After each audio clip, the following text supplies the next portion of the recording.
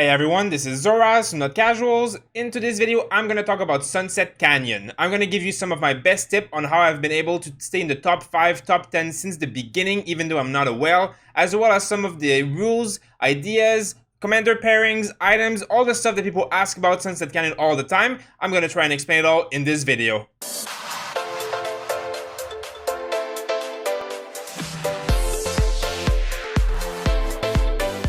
So one of the main questions I get asked all the time is what works in Sunset Canyon and what doesn't work. So if you go in the rules here, you will see specifically that it says that buffs from commander levels, talents, equipment, and the VIP troop capacity will take effect in Sunset Canyon. What does that mean is that anything else is not effective in Sunset Canyon. So your commander that is leading your march in the Sunset Canyon, which has a level, the talent, and the equipment, is the only thing that matters. So what does that mean? So research doesn't work at all. So that's why you are able to beat some T5 players who have amazing technology, even though you're maybe a T4 players, right? This is why in this game mode, it gives you only troop that are T3. So there's nothing else that matters about the troop type. This is really just about your commanders and how good, how strongly equipped and talented they are. There's nothing else that really affects this.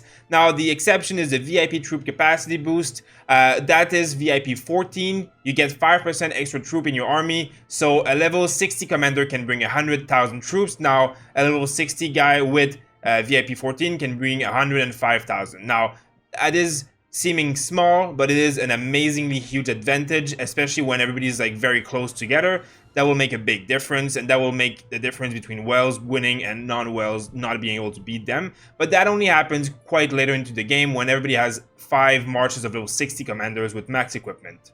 This also means that no buffs work. Attack percentage buffs, runes, troop expansion, none of that stuff works at all. Really, the only thing that matters is your commanders who are leading the march, and that's it.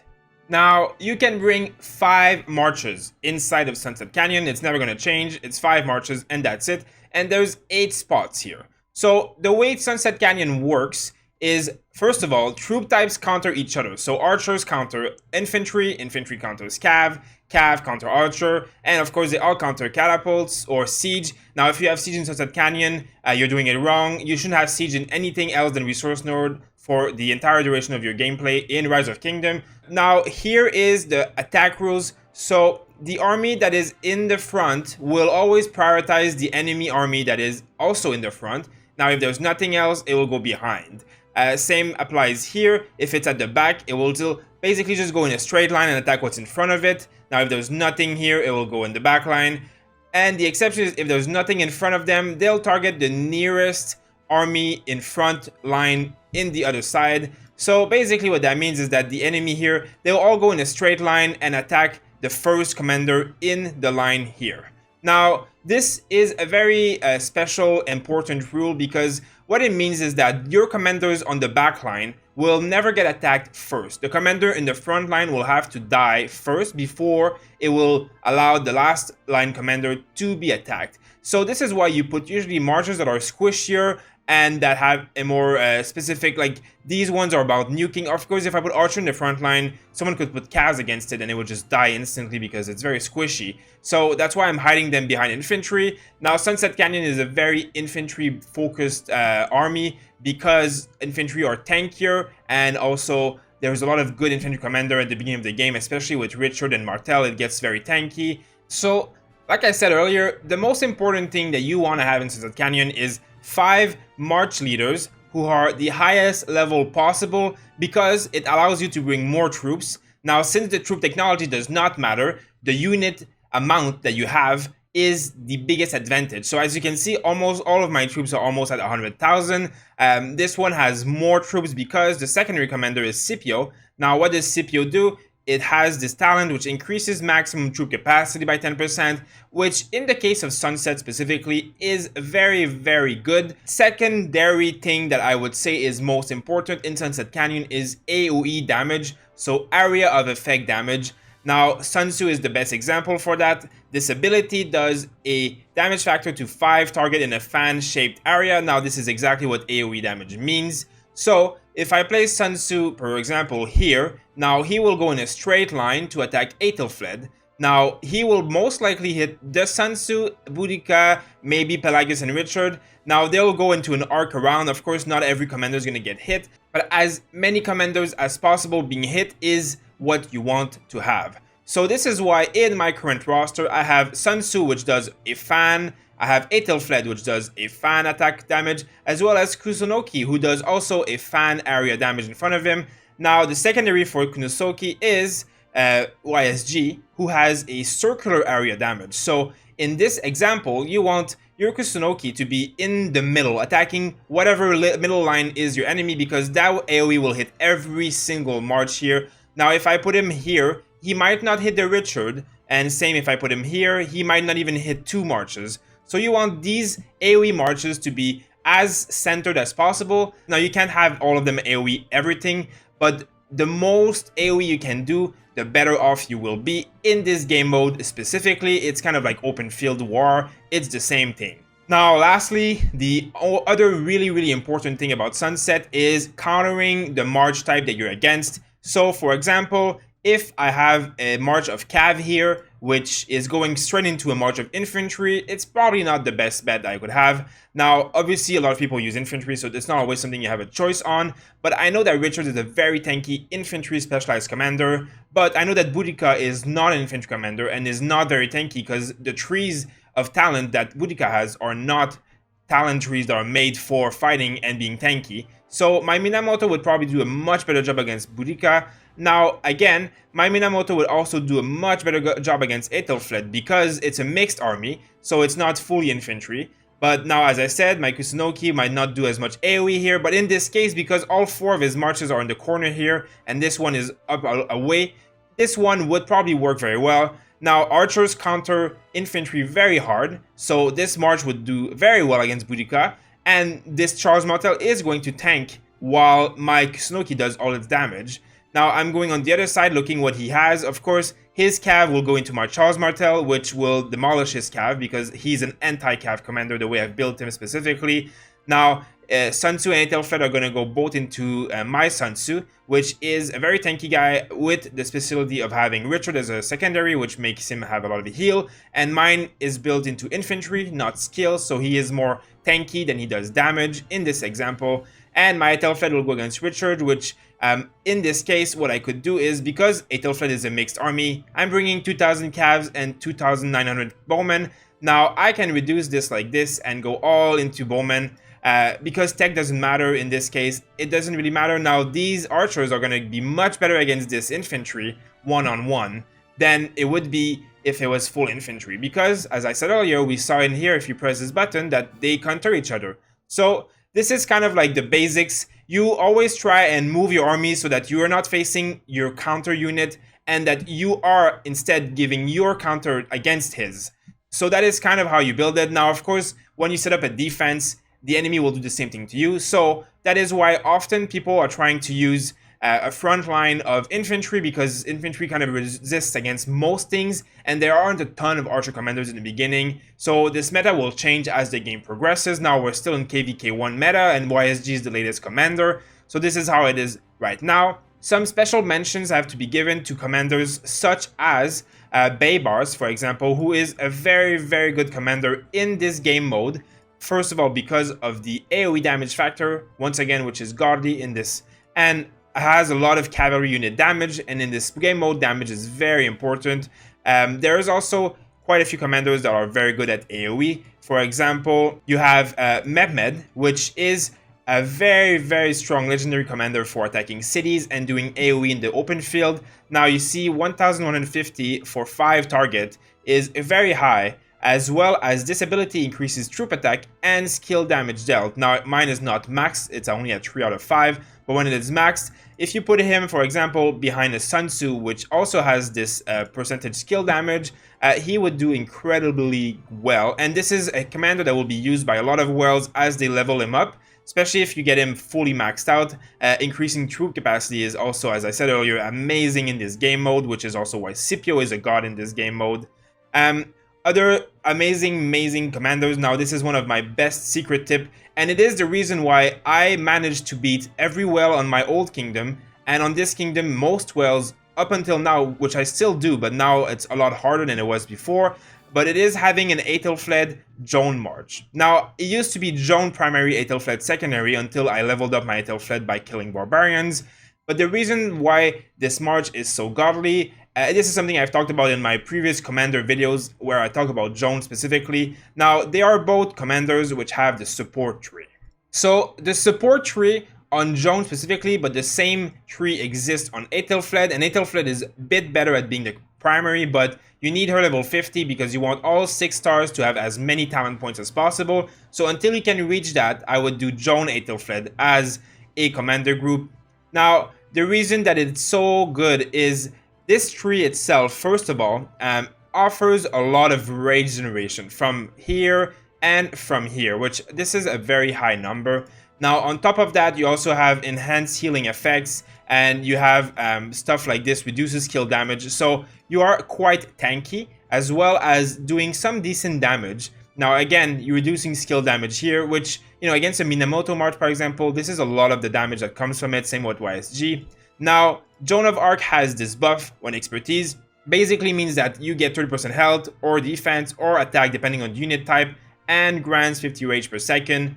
With the support tree, this skill is up almost 100% of the time. It's almost always up. You never not have this buff, which, as you can see, 30% to any stats for all cavalry, all health infantry, and all archers for attack, as well as 50 rage per second, basically means that you are buffed like crazy. Now, this is an AOE around Joan of Arc, so what does that mean is that you are buffing every single troop in your Sunset Canyon, which makes them incredibly powerful. Now, if you don't have a Joan of Arc in your army in Sunset Canyon, you will most likely lose. You really need to have a Sunset Canyon Joan of Arc March. Now, if she's not a primary, she can be a secondary, but she needs to be with someone who generates a lot of rage. Now, there's not a lot of commanders who do that well other than herself and Aethelflaed at the beginning of the game. Now, especially because of the fact that they also have stuff like this and healing here. So all of it works really well together. Now, they're both very good at bringing a mixed army because, first of all, Aethelflaed has this ability, which if you have 3 unit type, you get 20% more damage.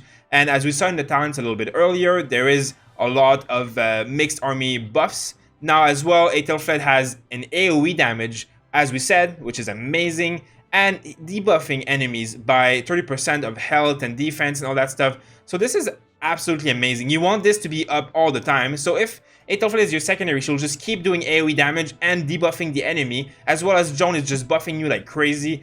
This March is just incredibly good.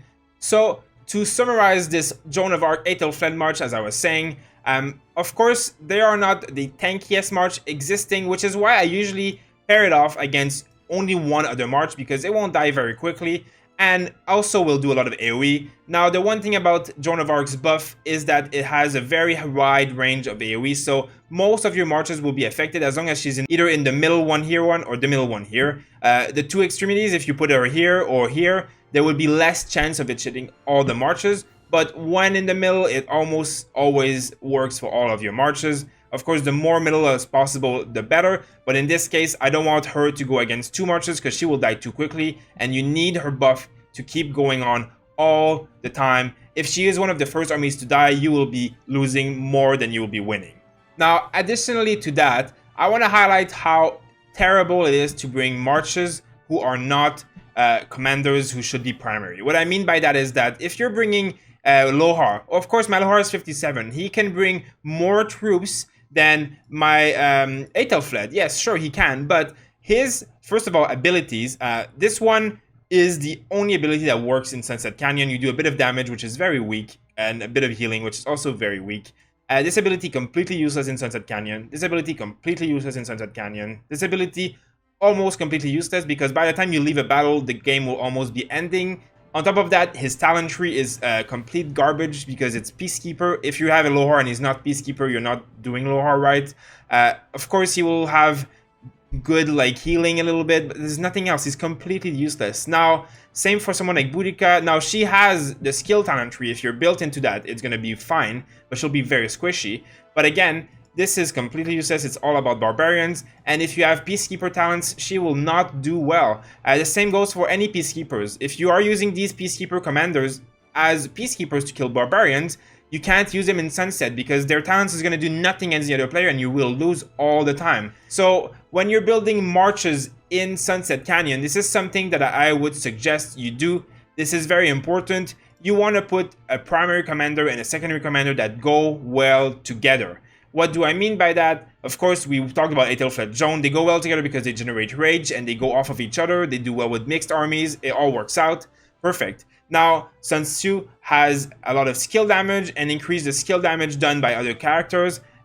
Now, what do I mean by Richard? Richard heals but doesn't do any damage. Now, this entire ability is wasted for Richard. Now, in this case, it's not terrible, but as I go along in my game, I will want to replace the secondary commander for Sun Tzu by someone who does damage to get the maximum value out of this march. Same goes for someone like YSG. Now, this march is amazing for YSG because, first of all, Kusunoki has also AOE damage, as well as boost archers. Now, they both have archer boost. This one also has boost archers. Now, on top of that, YSG has skill damage increase, so this one does skill damage, so it works well together. And the talent tree for Kusunoki is skill damage, the primary one that I chose, and then the secondary is archer. So this march works together in every aspect. So the talent tree works for both, the skills work for both, and the items work for both, and the troop type work for both. So what do you want in Sunset Canyon? This exact scenario. So that is why you use someone like Minamoto, you'll use someone like Cao Cao as a secondary, or Baybars, or depending on what you want, but you don't want a non-cavalry commander, you want it to work for both of them. Now Minamoto is either skill or cav, because he does a lot of skill damage, so the secondary commander should also do a lot of skill damage. This march is obviously excellent, it's a pretty typical march. Anyone who does skill damage will work well as secondary. So this is basically what I'm trying to say, is that you want to build your marches so that they work with each other. Now, if you use Charles as primary and Richard as secondary, that is an absolutely amazing march. Scipio does a very good job because he's also very tanky and brings more troop. And Sun Tzu, you would usually want a secondary that does damage, not heal, because of how he is built. In my case, I can't get everything right now because obviously the healing of Richard is very powerful and he boosts the infantry. Now, my Sun Tzu has the talent tree for infantry instead of skill, so he is not skilled focused as much as he could be, so in this case it's a little bit less bad, but this is something you want to keep in mind. I always see combinations where people put secondary, for example, you put Aethelflaed as a secondary to an infantry commander. Now, you don't get the buff from Aethelflaed where she boosts the damage of troops that are different, so that is completely wasted. But if you were putting mixed army with someone else like Sun Tzu, then he would waste a lot of his ability for infantry. So as you can tell, it's very complicated. You want to make it min-maxed as much as possible. One last thing that is worth mentioning is the equipment of the commanders. Now, of course, I made a video about this last week with the new patch, and I went through all the gear that works best for all the unit types. So I'm not going to go over it too much. But of course, you want the commanders that you use in Sunset to have equipment if you want to succeed, because that is one of the things that affects them. So all of these marches here have as many equipment as I can do probably right now. Of course, infantry equipment is for these two, and then I have cav equipment, archer equipment. Now, because my Aethelflaed is more often than not used for infantry, especially when I'm defending against other players, I have given her as much infantry equipment as I could. And secondarily, it has archer pieces, because as I said earlier in the video, when I'm going against an infantry march, I'm going to put more archers in this march like this.